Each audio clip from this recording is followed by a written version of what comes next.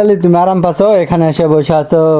হ্যাঁ আলহামদুলিল্লাহ একটু আরাম পাচ্ছি, সবার দোয়া আল্লাহর রহমতে একটু আরাম পাচ্ছি। কেমন আপনি এখানে কি করছেন? এই রান্না করেছি, মানে মিতালি একটু সুস্থ হচ্ছে তো ওই জন্য আমি আগে ভাগে রান্না করতে লাগেছি, আগে ভাগে রান্না করে বসে থেকে গল্প করবো। ও তে এই আপনার বিটি কিছু খাট পাচ্ছেন না, আপনি বলছে যে মা শুটকি খাবো, তে রান্না করছেন? কি রান্না করিনি, ওই শিং মাছ ছিল, হ্যাঁ শিং মাছ হলো পেঁয়াজ দিয়ে ভুনা করেছি। আর এই যে নোনা ইলিশ শান্ত দিছিল, নোনা ইলিশটা রান্না করি। সেদিন আমি ভিডিও দেখেছি নোনা ইলিশ, আমি আবার আমার হ্যাঁ। বোন আমি যাই গেলে রান্না ও তুমি আম্মা বলছো রান্না করতে না ইস? আমি খাইতে পারবো কিনা তাই ও শরীরে জ্বর কেমন এখন? জ্বর নাই। জ্বর নাই? সবাই জিজ্ঞেস করছিল আমার কি অসুখ হচ্ছে কি অসুখ হচ্ছে, আমার আম্মার থেকে শুনেন আমি কথা করতে পারছি না। আসলে মানে 4-5 দিন থেকে জ্বর হচ্ছে। তো কালকে মেডিকেলে নিয়ে যায়, ওই রক্ত পরীক্ষা পেশাব পরীক্ষা করে পেশাব ইনফেকশন ধরা পড়েছে, রক্ত ঠিক আছে। তো কালকে রাত্রে ওষুধ খাইতে লাগে, একটা ওষুধ হলো মিস হয়ে গেছে, মানে আমি বুঝতে পারিনি, টেনশানে আমিও খেয়াল করিনি, ওরাও ইয়া করেনি, একটা ওষুধ খাওয়া হয়নি অ্যান্টিবায়োটিক। পরে সারা রাত জ্বর ছাড়েনি। এখন হলো আজকে আবার আমার একটা পরিচিত ডাক্তার ছিল, হাতুড়া ডাক্তার হলেও অনেক ভালো চিকিৎসা, ওই জন্য আমার আবার মনে হলো, তো আমি ভাবছি তাহলে যে দেখাই। পরে ডাক্তারের কাছে কল দিয়ে বললো যে রিপোর্ট তারপরে ওষুধ সব কিছু নিয়ে আসতে। পরে লিয়ে গেছি, লিয়ে যা দেখা একটা ওষুধ ছাড়া পড়েছে, খাওয়ানো হয়নি।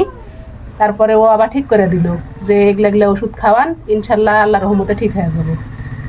আসে বাড়িতে এসে ওষুধ খাওয়াইছি, খাওয়ানোর পরে মানে আপনাদের সবার দোয়া আছে, আবার আল্লাহর রহমতে আল্লাহরও দোয়া আছে, আল্লাহর রহমতে এখন জ্বর অনেকটাই কম, সুস্থ হয়ে গেছে এখন। তরকারি হ্যাঁ আমার এখানে জ্বর এখন কম, জ্বর কমে গেছে আল্লাহ দিলে। আপনারা দোয়া করবেন যে আপনাদের আপু খুবই ভালো হয়ে যায়, মানে খুবই জ্বর ছিল 3 দিন থেকে বেড। দোয়া করবেন সবাই একবারে পুরাপুরি যেন সুস্থ হয়ে যায়। সেই তরকারি দেখতে লাগছে, একটু দাও আগে দেখি কেমন হয়। চাকো জ্বরের মুখে চাকো ভালো লাগবে না, 3 দিন থেকে তো কিছু খাট পারেনি, না খায় আছে। হয়ে গেছে মানে আইলা গেছে, মাছ আমার এদিক তো নোনা ইলিশ পাওয়া যায় না, কই প্রথম নোনা ইলিশ কোনোদিন খাইনি তো, এই প্রথম হয়ে গেছে। হয় আইলা গেছে। সবাই কমেন্ট করে জানেন তো এই নোনা ইলিশ কিভাবে রান্না করতে হয়, তাহলে আমার আম্মা কালকে ওভাবে রান্না করে। আবার ভুল হইতে পারে রান্না করা, তো যদি ভুল হয়ে থাকে মাফ করে দিবেন অবশ্যই। তাও স্বাদ লাগে। আর হলো সবাই মানে কি করে রান্না করা লাগে শিখাই দিবেন, আরো একটু আছে পরে আমি রান্না করব।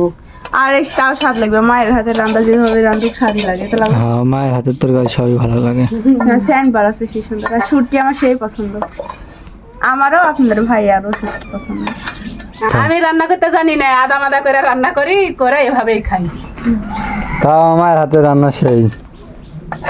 আমাকে চাকে দেখি লাও চাকো চাকে দেখো, মানে গুড়ি হয়ে গেছে, বুঝতে পারছি না কোনটা পেঁয়াজ আর কোনটা মাছ। দেওয়ার টুকি দাও। আপনার ভাইরাল চাষির হাতের নোনা ইলিশ ভুনা, এই ইলিশ কিভাবে রাঁধতে হয় আমরাও জানি না, আমার আম্মা এখন রাঁধিছে যেভাবে হোক। বিসমিল্লাহ।